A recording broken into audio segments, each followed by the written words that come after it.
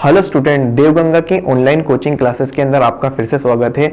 Last class तक हमने सीखा था नस समीकरण और लास्ट क्लास हमने ये भी सीखा था कि कैसे हम किसी सेल के प्रस्तुतिकरण को देख करके या किसी की सेल अभिक्रिया को देख करके उसके ऊपर नस समीकरण को अप्लाई कर सकते हैं।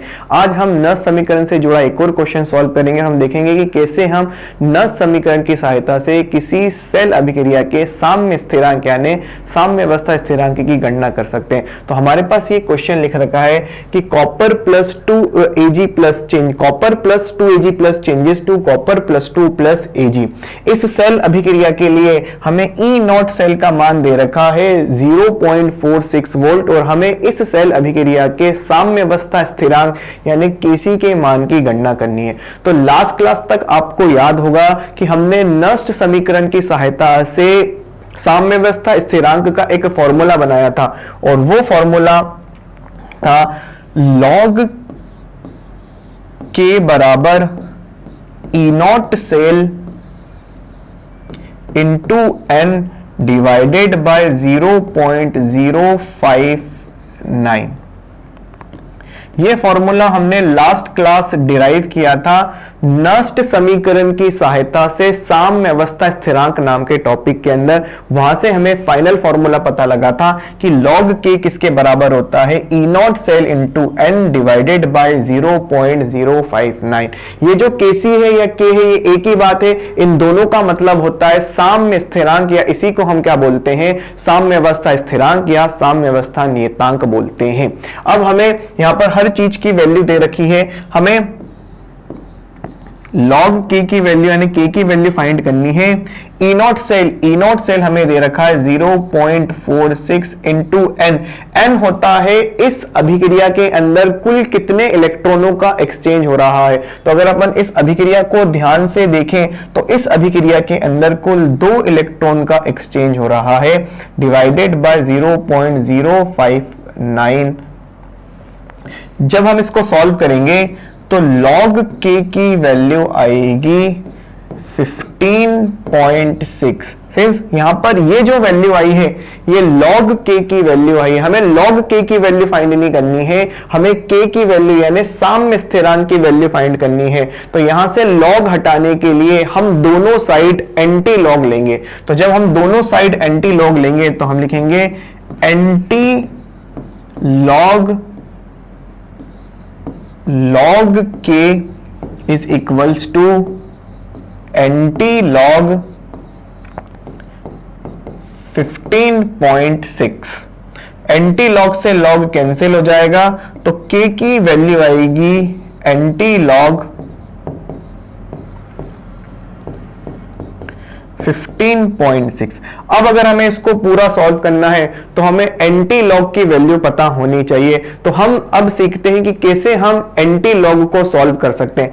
एंटी लॉग को सॉल्व करने के लिए हमें लॉग की कुछ वैल्यूज पता होनी चाहिए। लॉग की उन्हीं वैल्यूओं का इस्तेमाल करके यूज करके हम एंटी लॉग को सॉल्व करेंगे और यहां पे हमें कुछ अप्रोक्सीमेशन लगाना पड़ेगा। अगर आपको डायरेक्ट याद हो जाता है एंटी लॉग की वैल्यू तो बड़ी अच्छी बात है, और अगर आपको एंटी लॉग की वैल्यू याद नहीं होती जो कि बहुत मुश्किल है तो हम अप्रोक्सीमेशन लगाकर ही इसको सॉल्व करेंगे। तो हम एंटी लॉग को कैसे सॉल्व कर सकते हैं उसको सीखते हैं। उसके लिए हमें log 1 से log 10 तक की वैल्यू याद होनी चाहिए।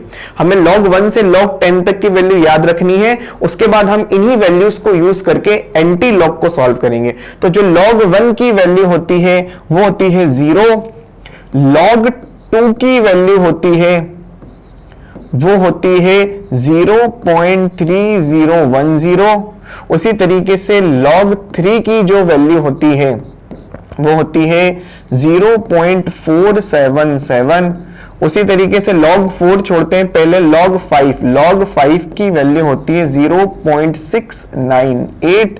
उस तरीके से log 6 को छोड़ते हैं, log 7 की वैल्यू होती है log 7 की वैल्यू तो 0.845। ठीक, हमें एंटी लॉग को सॉल्व करने के लिए log 1 से लेके log 10 तक की वैल्यू याद होनी चाहिए। तो अगर अपन log 1 की वैल्यू की बात करें तो log 1 की वैल्यू होती है 0 और log 10 की वैल्यू होती है 1। log 1 की वैल्यू 0, log 10 की वैल्यू 1, यानी log 2 से लगाकर 9 तक जो भी वैल्यू आने वाली है वो 0 से 1 के बीच में आने वाली है। और इन सारी वैल्यू को याद रखने के लिए हमें सिर्फ ये वैल्यूज याद रखनी है, बाकी सारी वैल्यूज हम इन्हीं से log की प्रॉपर्टी का यूज कर करके बनाएंगे। तो हमें log 2 की वैल्यू याद रखनी पड़ेगी जो होती है 0.3010, हमें log 3 की वैल्यू याद रखनी पड़ेगी जो होती है 0.477, हमें log 5 की वैल्यू याद रखनी है जो होती है 0.698, हमें log 7 की वैल्यू याद रखनी है जो होती है 0.845।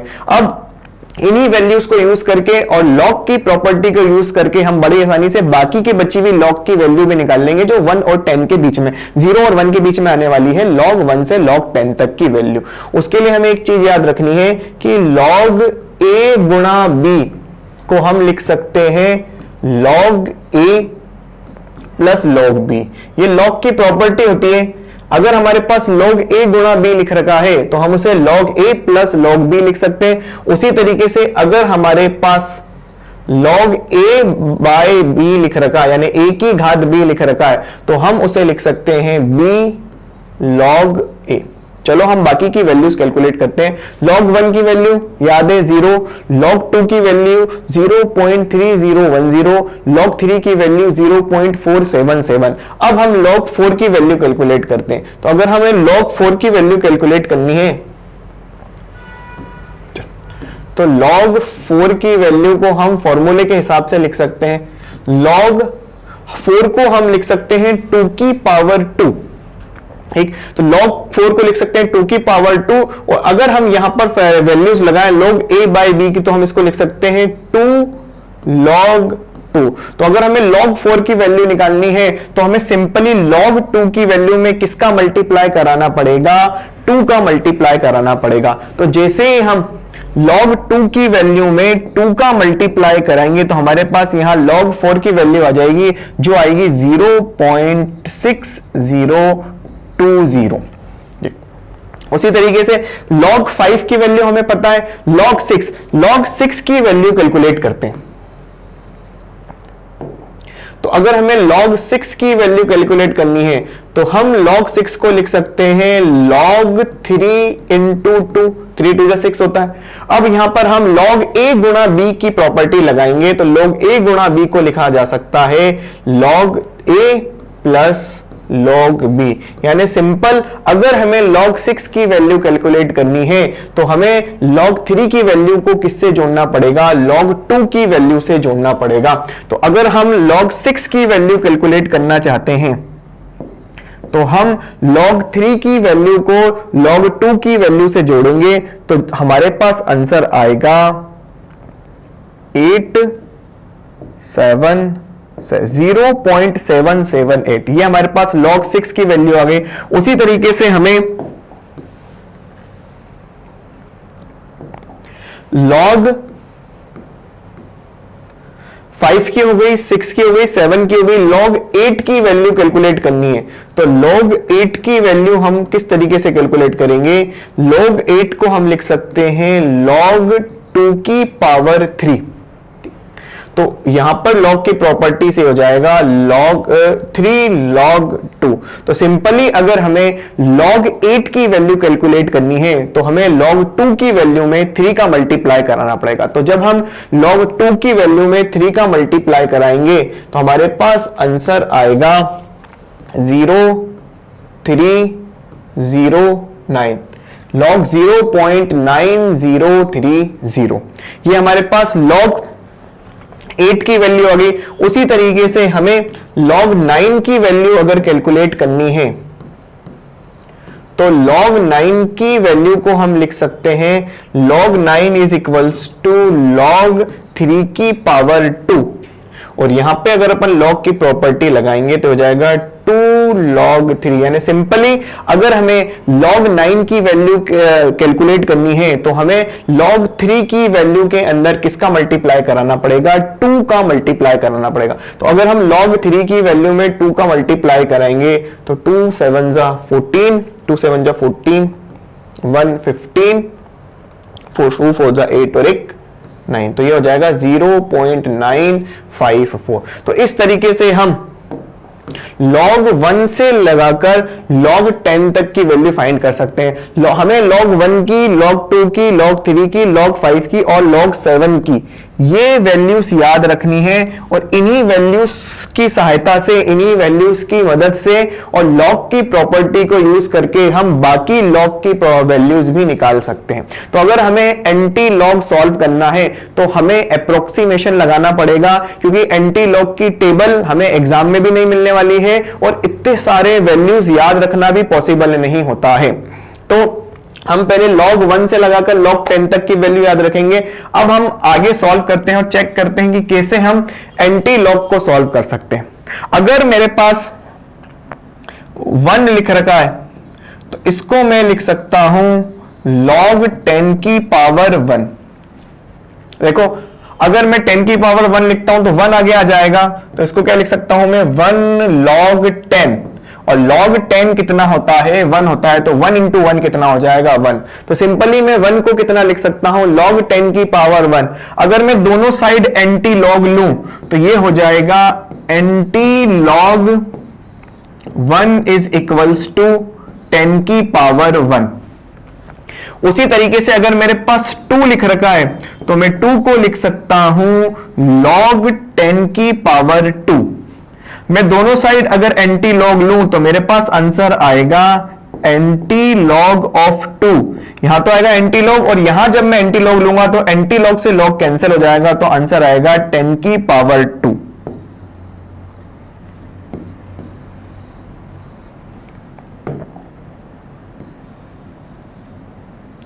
उसी तरीके से अगर मैं इसको आगे सॉल्व करूं, अगर मेरे पास लिख रखा है 3 तो मैं इसको लिख सकता हूं log 10 की पावर 3।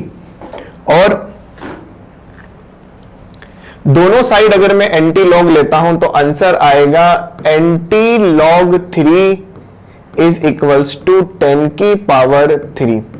तो अगर मैं इन तीनों वैल्यूज को देखूं, एंटी लॉग 1 की वैल्यू आ रही है 10 की पावर 1, एंटी लॉग 2 की वैल्यू आ रही है 10 की पावर 2, एंटी लॉग 3 की वैल्यू आ रही है 10 की पावर 3। तो इन तीनों वैल्यू को अगर ध्यान से देखा जाए तो हम एक जनरल फॉर्मूला बना सकते हैं, और वो जनरल फॉर्मूला ये है कि अगर मेरे पास एंटी लॉग ऑफ x लिख रखा है तो मैं उसको लिख सकता हूं 10 की power x।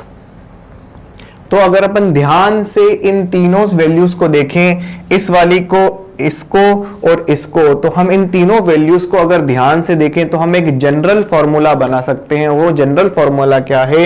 Anti log of x किसके बराबर होता है? 10 की पावर x के इक्वल होता है। इस फॉर्मूले में अगर हमारे पास एंटी लॉग की वैल्यू पॉइंट में आ जाती है तो हमें सॉल्व करने के अंदर परेशानी आ सकती है। और वो किस तरीके से आ सकती है कि मान लो अगर हमारे पास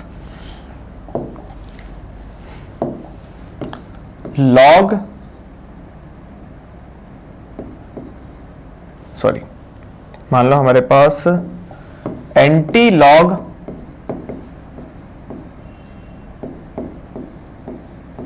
1000 लिख रखा है तो हम उसको लिख सकते हैं 10 की पावर 1000। कोई दिक्कत की बात नहीं है, थोड़ा बहुत सॉल्यूशन लंबा होगा लेकिन हम 10 की पावर 1000 को सॉल्व कर सकते हैं। हम 10 की पावर 1 को सॉल्व कर सकते हैं, 2 को सॉल्व कर सकते हैं, 3 को सॉल्व कर सकते हैं, या जो भी एक फिक्स नंबर आएगा हम उसे सॉल्व कर सकते हैं। लेकिन अगर हमारे पास एंटी लॉग 3.4 लिखा आए तो हम इसके ऊपर फॉर्मूला तो लगा सकते हैं कि एंटी लॉग 3.4 की वैल्यू होगी 10 की पावर 3.4, लेकिन हम 10 की पावर 3.4 को सॉल्व कैसे करेंगे? ठीक, इसी तरीके से अगर हमारे पास log 10 एंटी लॉग 6.2 आ जाए तो उसका आंसर आएगा 10 की पावर 6.2। हम पॉइंट के अंदर फॉर्मूले को यूज तो कर सकते हैं लेकिन 10 की पावर पॉइंट के अंदर सॉल्व नहीं कर सकते हैं। तो अगर एंटी लॉग हमारे पास पॉइंट के अंदर आता है तो उसको सॉल्व करने का जो तरीका होता है हम उसको सीखते हैं। जैसा कि हमें यहां क्वेश्चंस इस क्वेश्चन के अंदर दे रखा है, इस क्वेश्चन के अंदर हमारे पास आ रहा है एंटी लॉग ऑफ 15.6। तो अगर हम सिंपली फॉर्मूला लगाएं तो हम क्या लिखेंगे? k is equals to anti log of 15.6 मतलब 10 की पावर 15.6। फॉर्मूले के हिसाब से तो ये बिल्कुल सही है, लेकिन हम 10 की पावर 15.6 को सॉल्व कैसे करेंगे? तो जब भी एंटी लॉग के अंदर पॉइंट आ जाता है तो उसको सॉल्व करने का तरीका अलग होता है। हम सीखते हैं कि किस तरीके से हम पॉइंट के अंदर एंटी लॉग को सॉल्व करेंगे। तो हमारे पास दे रखा है एंटी लॉग 15.6, तो हम एंटी लॉग 15.6 को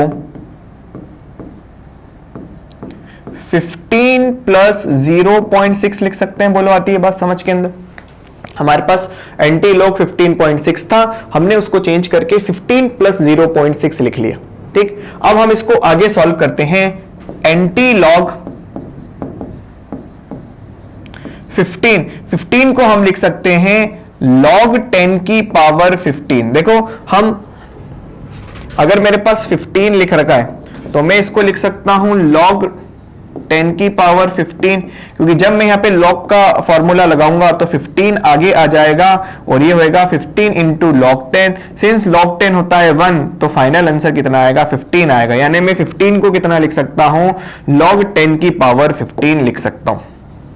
ठीक, तो हमने लिखा 15 को log 10 की पावर 15 प्लस 0.6। अब हम log 1 से लगाकर log 10 तक की वैल्यू के अंदर 0.6 वैल्यू ढूंढेंगे। अगर हमें फिक्स 0.6 वैल्यू नहीं मिल रही है तो हम देखेंगे कि ये वैल्यू किस log की वैल्यू के ज्यादा पास है। तो अगर हम चेक करें तो log 1 से लगाकर log 10 तक की वैल्यू हमारे पास है, और log 1 से लगाकर log 10 तक की वैल्यू के अंदर हमको ढूंढना है कि 0.6 कहां आ रहा है। तो अगर हम ध्यान से देखें तो हमें log 4 की वैल्यू लिखकर मिल रही है 0.6020 यानी 0.6। तो हम 0.6 की जगह log 4 लिख सकते हैं। अब यहां हम log की प्रॉपर्टी लगाएंगे, log a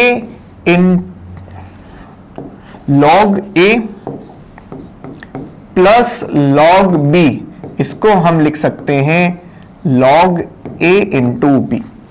यहां पर हम log की प्रॉपर्टी लगाएंगे, log a plus log b को क्या लिखा जा सकता है? log a इंटू b लिखा जा सकता है। तो यहां पर भी हम log a plus log b को क्या लिखेंगे?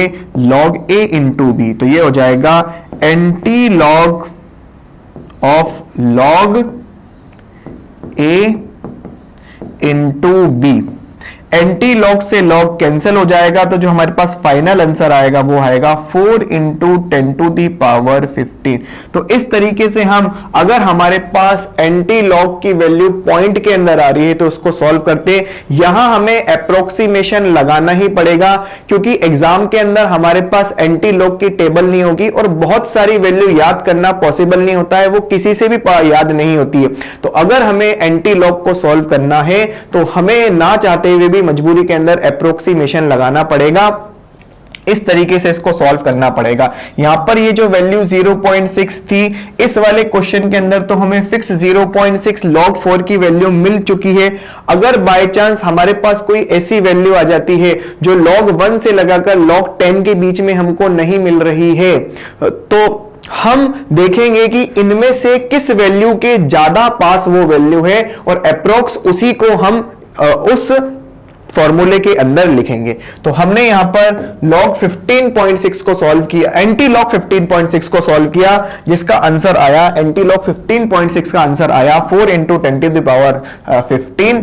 और यहां पर जब हम इसको सॉल्व करेंगे तो लास्ट फाइनल हमारे पास आंसर कितना आएगा? 4 इंटू 10 टू द पावर 15। ये आंसर आप ध्यान रखना अप्रोक्स आ रहा है और ये आंसर बिल्कुल सही है। हमें एंटी लॉग की बहुत सारी वैल्यू याद नहीं होती है और हमारे पास एग्जाम के अंदर एंटी लॉग की टेबल भी नहीं होगी। तो अगर हमें एंटी लॉग सॉल्व करना है तो हम इसी तरीके से अप्रोक्सीमेशन वाली मेथड लगा करके सॉल्व करेंगे। आती है बात समझ के अंदर? तो आज की क्लास के अंदर इतना ही। आपको वीडियो कैसी लगती है हमें कमेंट करके जरूर बताएं। थैंक्स।